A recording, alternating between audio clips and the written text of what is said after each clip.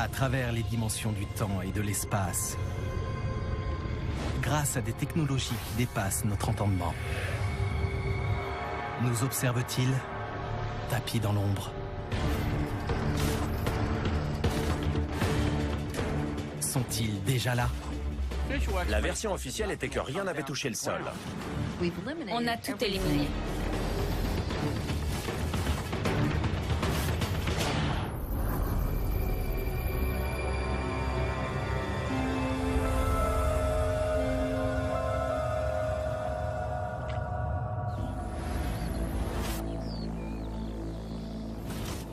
Dans une décennie troublée par les guerres et l'agitation, cette petite bourgade au sud-est de Pittsburgh est restée à l'écart des tumultes du monde extérieur.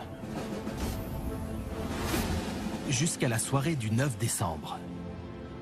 Pour Stan Gordon, un habitant de la ville, cette nuit a marqué le début d'une longue quête. Je me rappelle cette soirée comme si c'était hier. J'avais 16 ans. J'écoutais la radio KDK de Pittsburgh.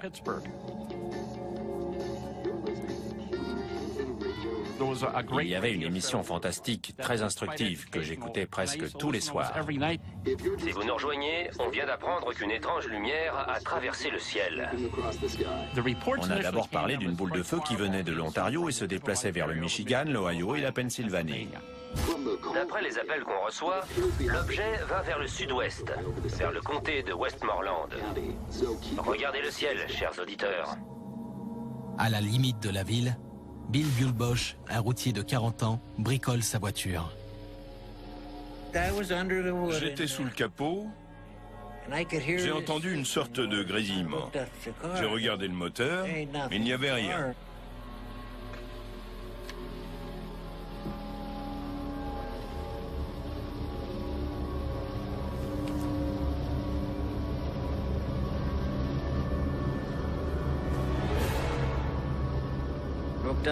J'ai regardé en l'air et j'ai vu une traînée de feu.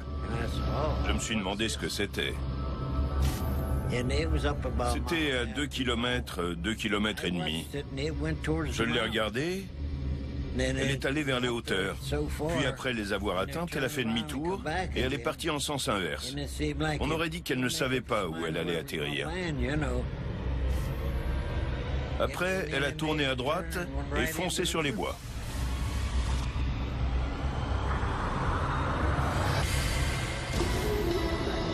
On reçoit des informations selon lesquelles l'objet a atterri sur les hauteurs de Westmoreland. La radio annonçait en direct qu'un objet volant non identifié avait été vu en train de tomber sur le territoire communal de Kecksburg. Concernant l'objet lumineux, la police locale est en route, tandis que les appels continuent d'affluer sur notre standard. Nous vous en dirons plus après ces annonces publicitaires. Je me souviens que je naviguais sans arrêt de la radio à la télé pour avoir les dernières nouvelles et savoir ce qui était en train de se passer.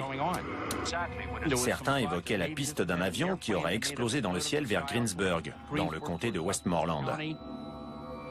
Les curieux ont afflué ici, sur la route de Coon, près de Kecksburg. Comme nous, ils veulent savoir ce qui a pu atterrir au milieu de ces bois. Je suis monté dans ma voiture et j'ai pris la route. On ne pouvait pas approcher à cause de toutes les voitures garées. J'ai avancé à pied. Je me disais, mais d'où ils sortent tous?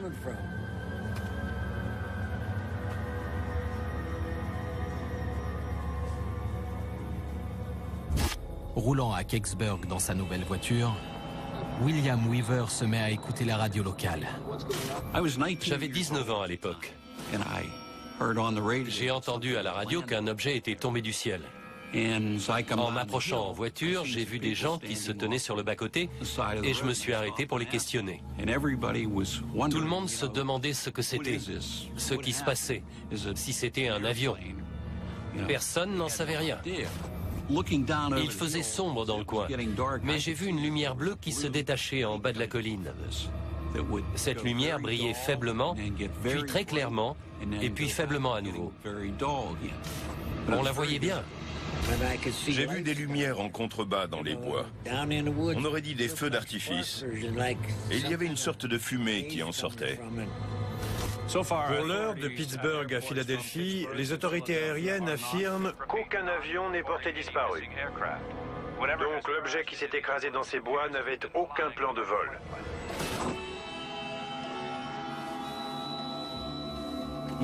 La radio recevait de plus en plus d'appels. Il y a dans cette zone une intense activité militaire. On a vu de nombreux camions de l'armée qui se dirigeaient vers le site du crash.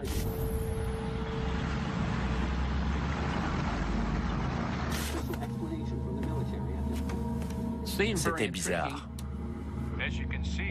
Pourquoi l'armée avait débarqué? S'ils étaient là, c'est qu'ils avaient une raison.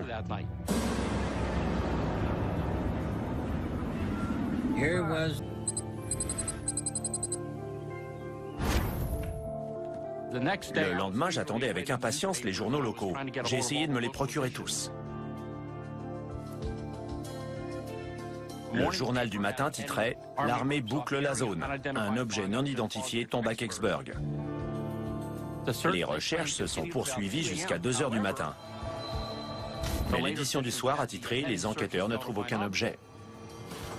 Il disait que les gens s'étaient trompés, que rien n'était tombé, qu'ils avaient vu une météorite. L'armée a déclaré que c'était une météorite. Autrement dit que rien n'était tombé ce soir-là. Ils ont dit que 3 personnes avaient examiné la zone où un incendie s'était déclenché et qu'ils étaient revenus à 2 heures du matin sans avoir rien trouvé. Je l'ai vue. Elle a tourné à droite et foncé sur les bois. J'ai vu une lumière bleue qui se détachait. Ça a duré tout le temps que j'étais sur place. Le seul document officiel de l'armée de l'air qui a été trouvé sur l'incident de Kecksburg mentionne la présence de seulement 3 militaires dans la zone. Mais de très nombreux témoins, y compris des journalistes, ont pu voir qu'il y avait une forte présence militaire. Différents équipements et personnels de l'armée ont été vus à plusieurs endroits autour de la commune cette nuit-là. La déclaration de l'armée contredit totalement ce que les témoins ont dit et ce que les médias ont rapporté le soir de l'événement. Je n'irai pas jusqu'à accuser une agence gouvernementale d'avoir voulu étouffer l'affaire, mais c'est une possibilité. Quel secret l'armée veut-elle cacher aux habitants de Kecksburg? John, Quoi? viens voir à la fenêtre. Et qui peut être impliqué dans cette tentative d'étouffement? C'est qui?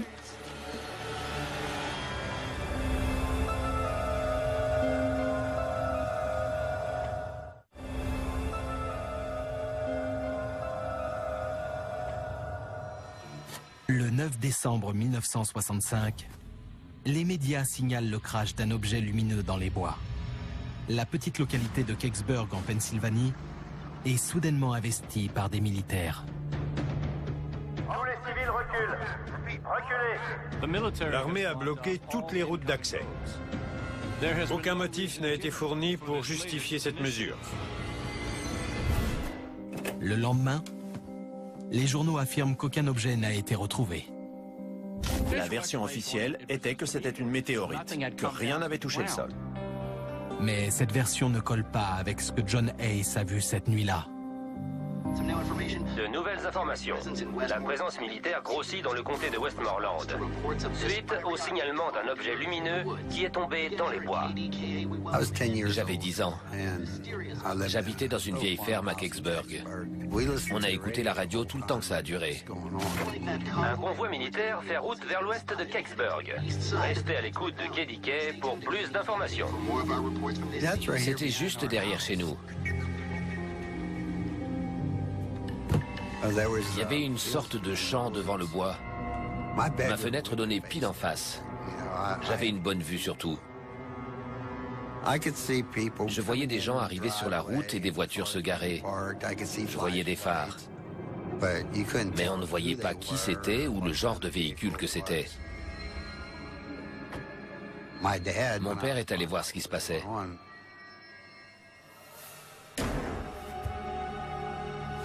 Reste ici. Fais semblant de dormir.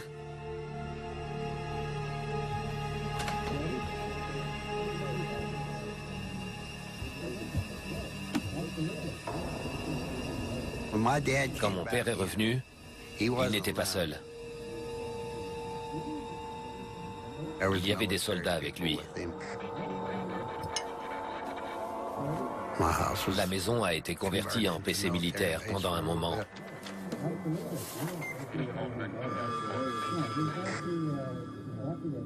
John, Quoi? viens voir à la fenêtre. D'accord.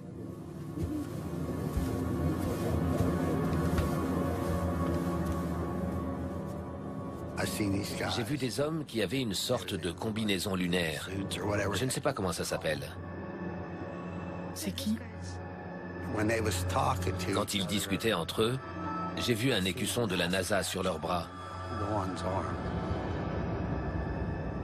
Je me suis dit, c'est incroyable. À cette époque, la NASA avait pour mission de gérer tout ce qui venait de l'espace, tous les débris ou les objets non identifiés. La NASA allait sur place et récupérait tout ce qui était tombé. Mais si la déclaration officielle de l'armée est vraie et qu'aucun objet n'a été retrouvé sur le site du crash, que font alors des hommes de la NASA à Kecksburg? Ils avaient une boîte avec eux, une grande boîte. Elle devait faire un peu plus d'1 mètre sur 2,50 m de long.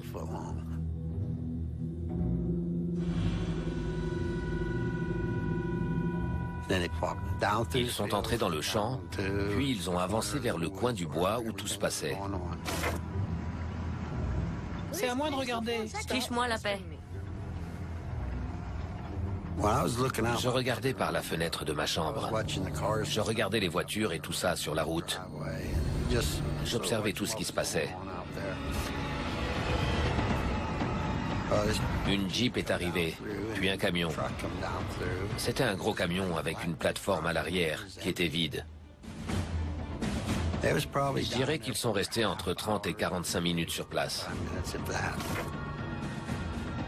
Et ils sont revenus avec quelque chose à l'arrière du camion. Il se passe quoi? Il faisait sombre. Je me faisais une idée d'après les formes. De là où j'étais, ça avait plus ou moins la taille d'une Volkswagen.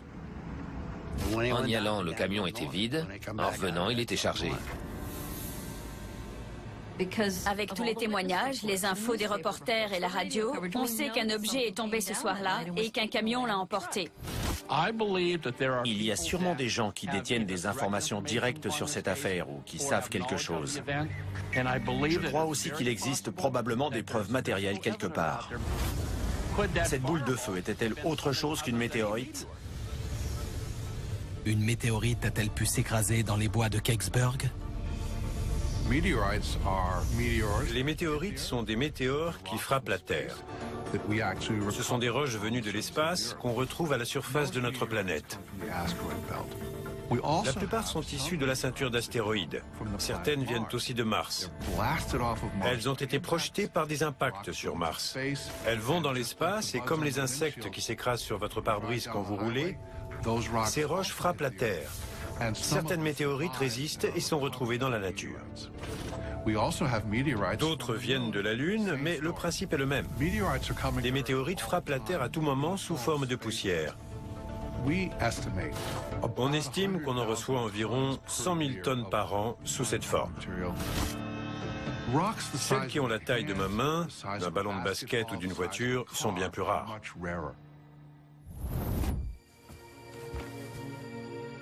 Ils ont transporté des boîtes spéciales jusqu'à la zone d'impact.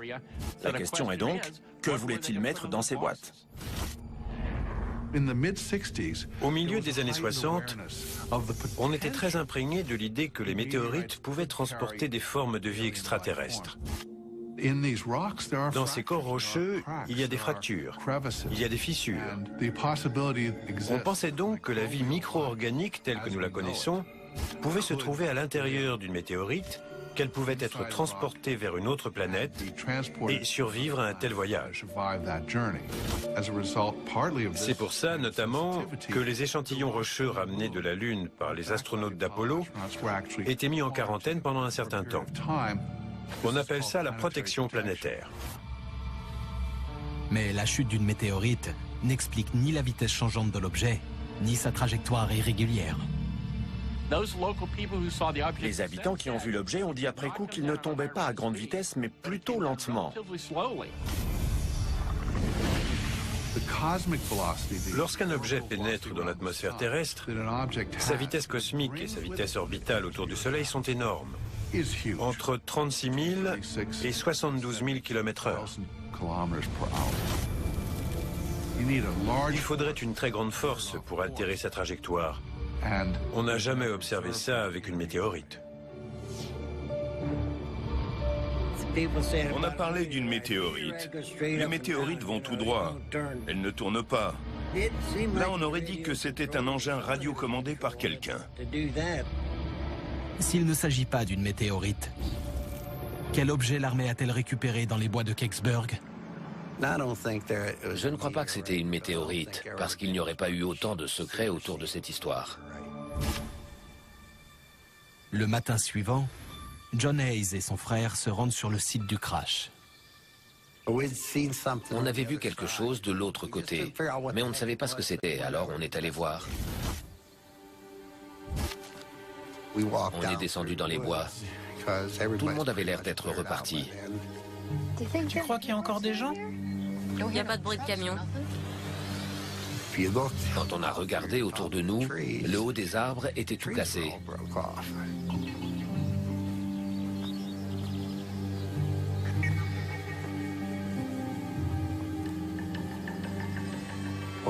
La zone était calcinée. Les bois étaient tout brûlés dans le secteur. C'était comme ça, facilement sur 120 à 150 mètres, là où on marchait. On sait qu'un certain nombre d'arbres étaient endommagés dans la zone. Toute la forêt n'était pas touchée, comme s'il y avait eu un gros orage de grêle. C'était un nombre limité d'arbres, qui semblaient être sur la trajectoire d'impact d'un objet tombé du ciel, comme dans la description des témoins.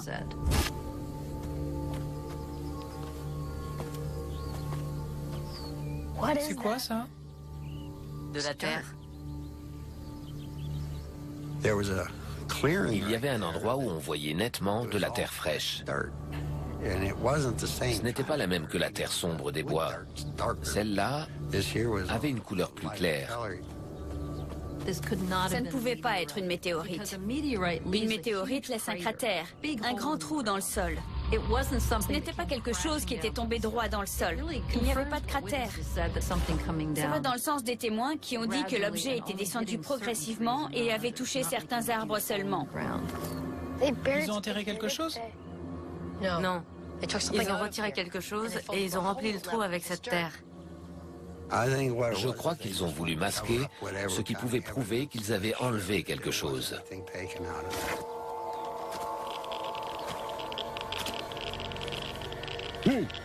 Qu'est-ce que vous fichez ici, vous? On vit dans une ferme là-bas. Allez, partez, rentrez chez vous. On a dit, mais on habite ici.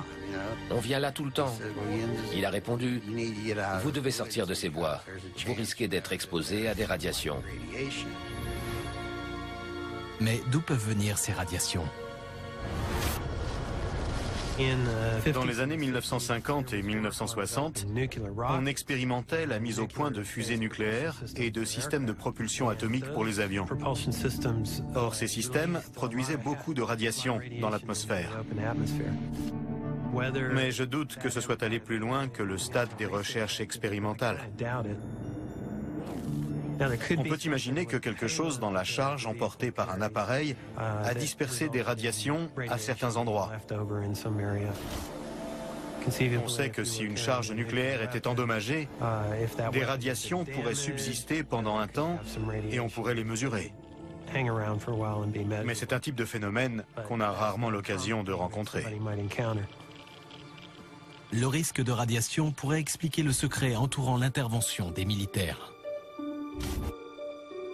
Le projet Moondust était une opération de renseignement de l'armée de l'air qui se déroulait dans le pays à la même période, en décembre 1965. Des équipes ultra secrètes recueillaient des débris et tout objet non identifié tombé du ciel. Ils étaient encore plus secrets que la NASA. On ne sait pas si des agents de Moondust étaient présents à Kecksburg, mais c'est possible. Je pense qu'un morceau de ce qu'ils avaient emporté s'était détaché et qu'ils voulaient s'assurer que personne ne pourrait récupérer quoi que ce soit qui aurait pu servir à dire « Vous voyez, c'est la preuve que vous avez emporté quelque chose ». À mon avis, c'était le but de la manœuvre. Dans les jours qui suivent, les événements sont vite oubliés par les médias. Apparemment, les journalistes ont pris pour argent comptant la thèse officielle qui parlait d'une simple météorite. Ils ont avalé ça et ils sont passés à un autre sujet. Mais les témoins maintiennent catégoriquement ce qu'ils ont vu. Il y avait un petit groupe d'habitants convaincus que rien ne s'était passé cette nuit-là et qu'il n'y avait jamais eu de militaires. C'est même allé jusqu'à des insultes. Des gens étaient accusés d'inventer des histoires. Des amis de longue date, même des familles se sont brouillés là-dessus. Certains nous traitaient de menteurs. Ils disaient que tout ça était faux. On a compris qu'il valait mieux ne plus en parler. Jusqu'à ce que Bill Buell-Bosch ose défier la version officielle de l'armée. Certains ont dit qu'il n'y avait rien eu, mais beaucoup de gens ne savent pas ce que je sais. Il y avait une cloche. Je ne savais pas si ça allait exploser ou si quelque chose allait en sortir.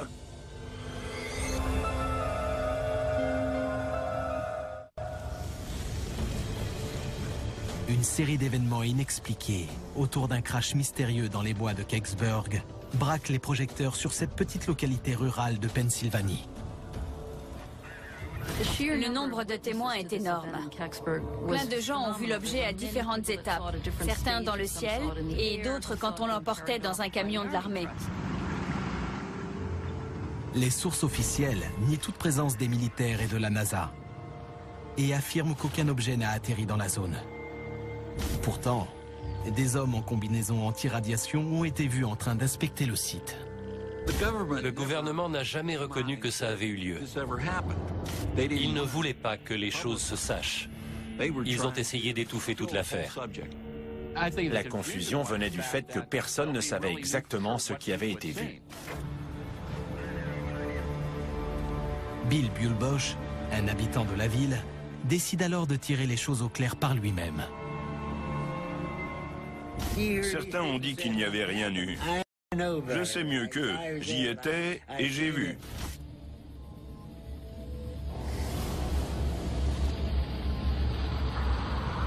Une fois que ça a disparu, je me suis dit, je vais aller voir ce que c'est. Avant de rejoindre les badauds sur la route de Coon, Bill se dirige vers la zone d'impact. Il faisait noir. Alors j'ai pris ma lampe torche et je suis descendu en bas de la colline. Le haut des arbres était cassé. Ça se voyait bien. J'ai vu cette chose en bas dans les bois. Ça dégageait une fumée.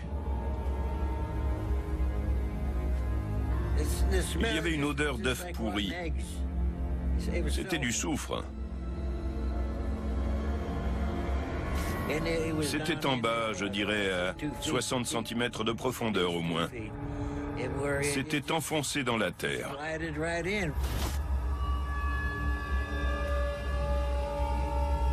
C'était aussi gros qu'une Volkswagen, mais en un peu plus haut. C'était brûlé de l'avant à l'arrière. Il n'y avait ni soudure ni rivet, rien du tout. Il y avait comme un anneau autour de l'arrière. Et j'ai vu des écritures graphiques dessus. On aurait dit que c'était gravé. Ça n'était pas écrit avec de l'encre. Je ne savais pas si ça allait exploser ou si quelque chose allait en sortir. J'entendais des voix au lointain derrière moi. Je me suis dit qu'il valait mieux ficher le camp.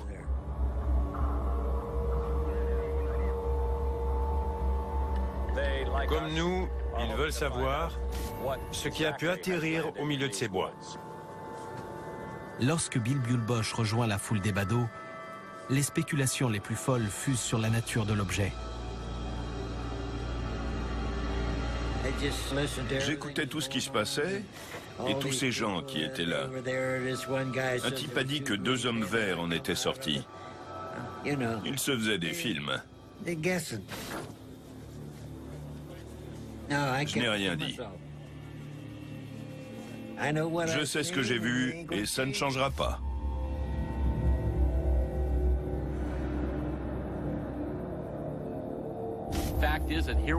Le fait est qu'il y avait un objet sur le sol, un objet physique. De toute évidence, l'armée est venue cette nuit-là pour le récupérer. La question est, qu'est-ce que c'était? Et pourquoi les autorités ont caché aux gens ce qui s'était réellement passé? L'une des premières théories était Cosmos 96.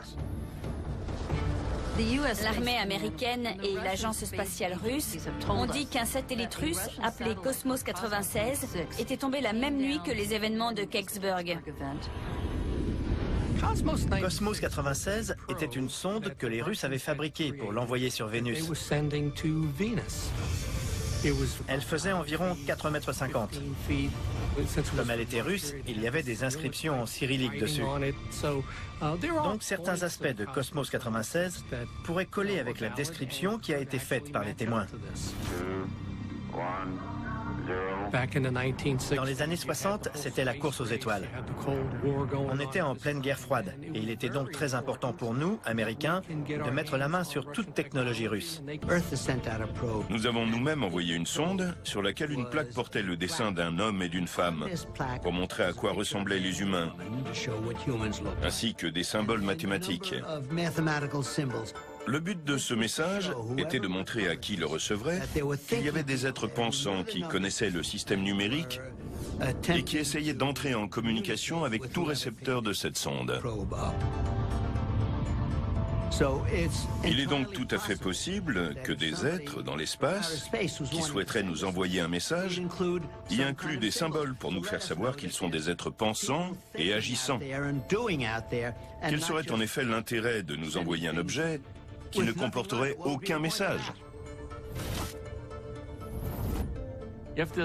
Si c'était un engin spatial extraterrestre, les autorités auraient bien sûr voulu découvrir la technologie qu'il recelait. À l'époque, on était au début du programme spatial. Et si c'était un tel engin, on aurait voulu connaître le système de propulsion et les matériaux employés. Et ça expliquerait bien sûr ce souci du secret. Il y a eu beaucoup de témoins à Kecksburg au moment des faits. Ils savent très bien ce qu'ils ont vu et ils espèrent avoir des réponses.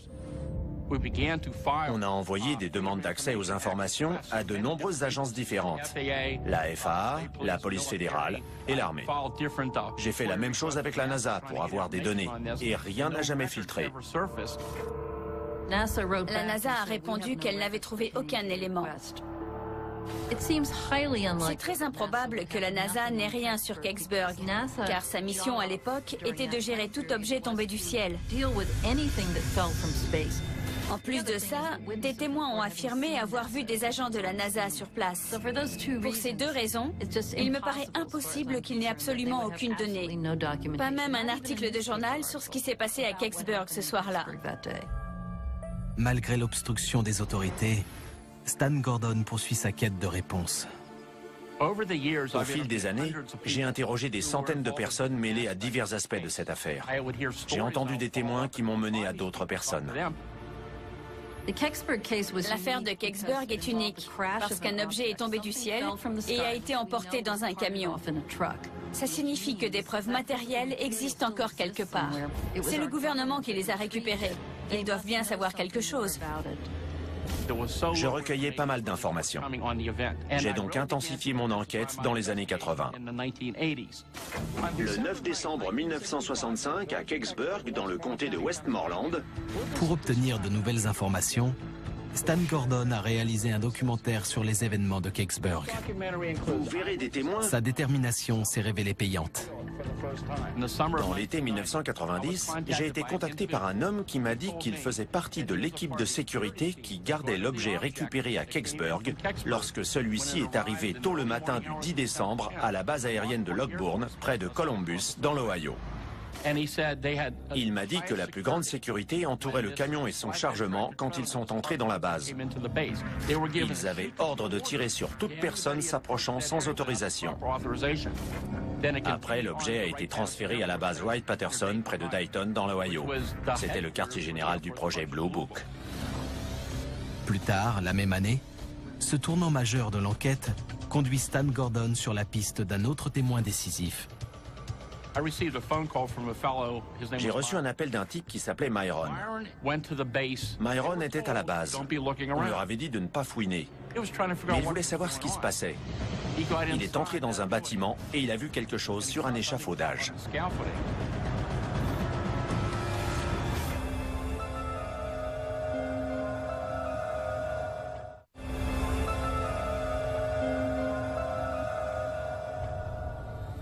« 25 ans après un crash mystérieux à Kecksburg en Pennsylvanie, les habitants de la zone ne savent toujours pas quel objet est tombé dans les bois et où il a été emporté.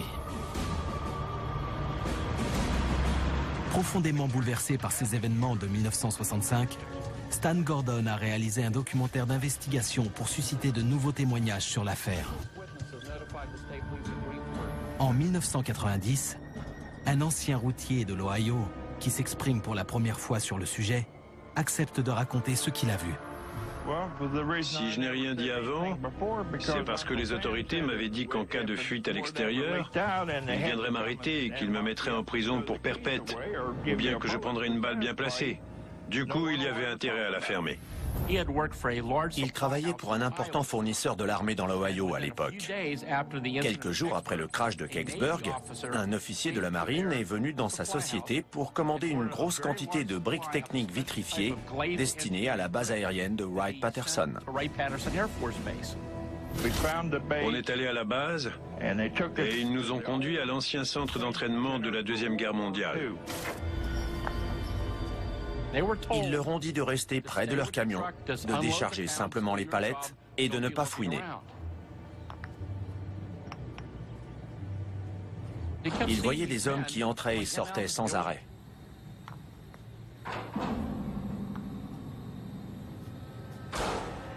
Quand il a vu qu'il n'y avait personne, il est entré pour aller voir.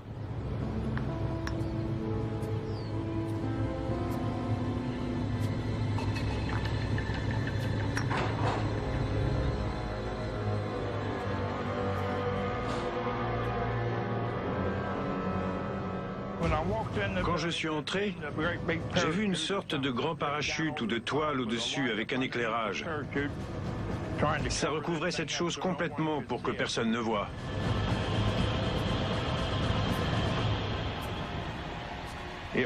C'était posé sur des pilotis. Ça avait la forme d'une cloche. Il s'affairait dessus.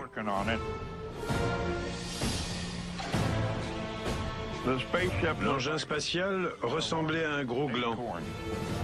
Les contours étaient arrondis. Ça faisait dans les 4,30 m de haut et environ 3,50 m de large à la base.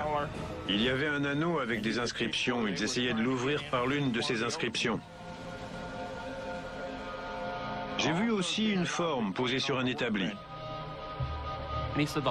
Il a dit que la lumière était bonne, mais qu'un linge blanc recouvrait cet établi. Il ne voyait donc pas les détails.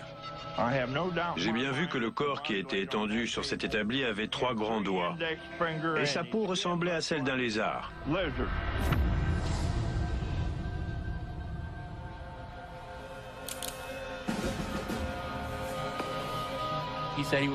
Il a dit qu'on l'avait menacé et qu'on lui avait dit de ne rien raconter, sans quoi il irait en prison jusqu'à la fin de ses jours. On lui a dit que dans 20 ans, ce serait rendu public, mais ça n'est jamais arrivé. Je suis prêt à aller devant un grand jury pour dire tout ce que j'ai vu. Ils ont apporté des boîtes spéciales jusqu'à la zone d'impact. Ce qu'a vu Myron avait-il un rapport avec ces boîtes? Ce qui est incontestable, c'est qu'un objet est tombé du ciel, que l'armée a débarqué, qu'ils ont récupéré l'objet et qu'à ce jour, ils n'ont jamais dit ce que c'était. Aucun doute. Quelque chose est tombé à Kecksburg. On a vu différentes pistes et on a tout éliminé. Sauf un projet top secret du gouvernement américain en cours d'expérimentation ou un engin extraterrestre. Ce que c'était, ils l'ont gardé pour eux. Et j'irai dans la tombe sans savoir le fin mot de l'histoire. Ils ont dit qu'ils n'avaient rien pris là-bas. Mais j'ai vu et je sais. Je ne suis pas dupe. Le gouvernement doit des comptes aux habitants de Kecksburg et à tout le pays sur ce qui s'est passé cette nuit de 1965. Il y a sûrement des gens qui détiennent des informations directes sur cette affaire ou qui savent quelque chose. Je crois aussi qu'il existe probablement des preuves matérielles quelque part, notamment des photos qui doivent subsister aujourd'hui. On espère toujours que le prochain coup de fil va nous donner l'information qui élucidera définitivement le mystère.